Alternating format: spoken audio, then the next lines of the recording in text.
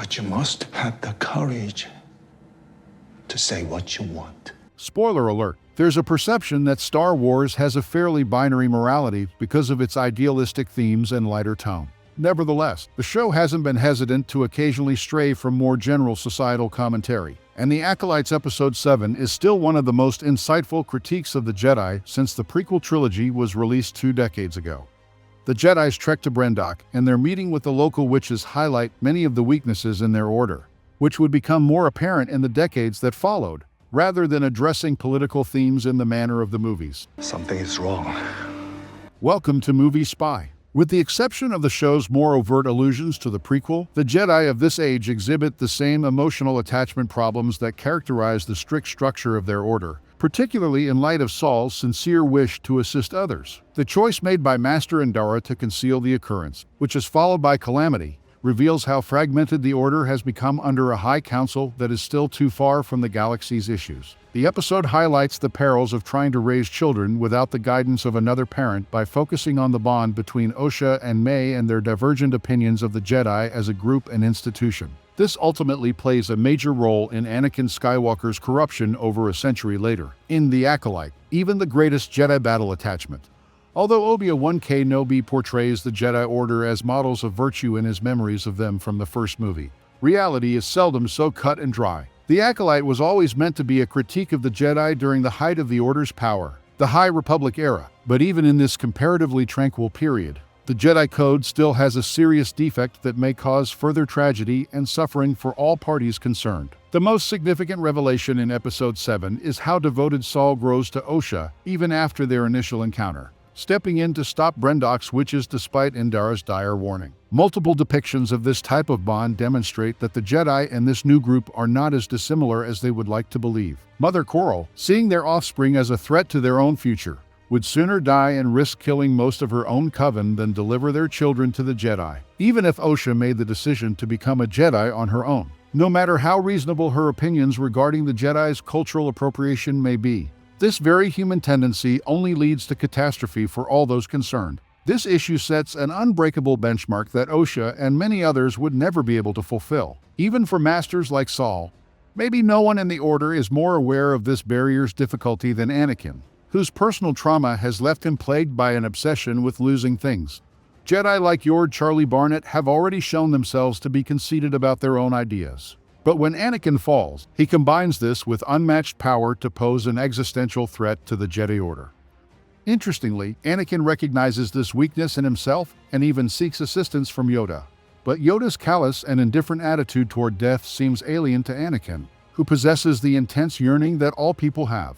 Although it is true that the Sith force their followers to give up their humanity, viewers are left wondering if what the Jedi are fighting for is worth such a sacrifice because the Sith also force their members to give up their humanity in different ways. The Jedi High Council is startlingly insulated in the late Republic era. To his credit, Saul has the maturity to become a master in the first place, because he is the one who initially accepts responsibility for his errors. However, Endara's decision to conceal what transpired on Brendok not only reveals a pathological preoccupation with the Jedi's political reputation, but also highlights the disarray inside the organization. It makes sense that as the Republic grows in size, the Jedi will grow more estranged from the rest of the galaxy, given how heavily they rely on Coruscant.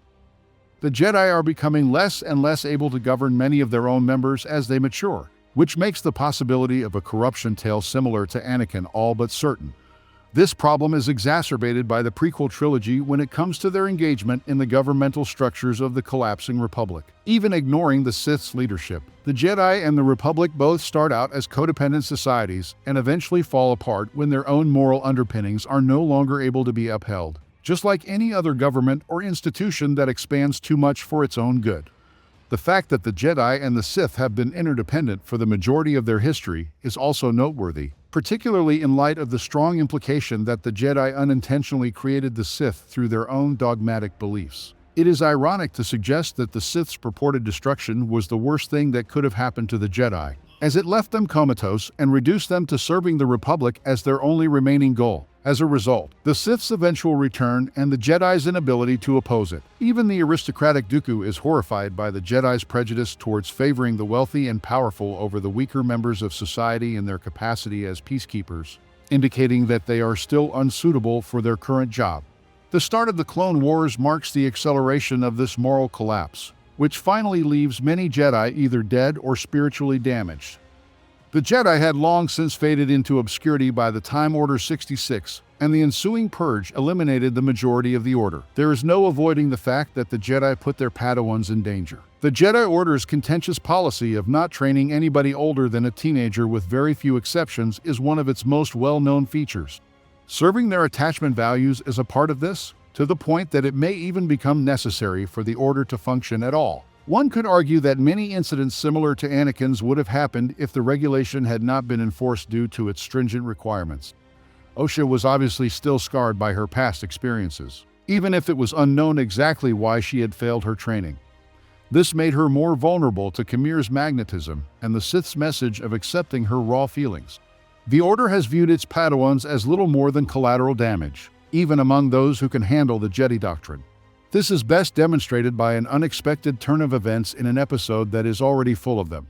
Saul chastises Khmer for his actions after Yord and Jeki are slain in their battle on Kolfar, but the Dark Warrior instead queries why the Jedi would put their own children in danger in the first place. Despite the fact that some families voluntarily give their kids to the Jedi in the hopes of providing them with a better life, a large number of them unintentionally put themselves at greater risk by doing so than they might have otherwise. May claims that her twin sister's way of life is not worth fighting for when she confronts her about joining the Jedi, and it appears that Osha is now more open to the idea.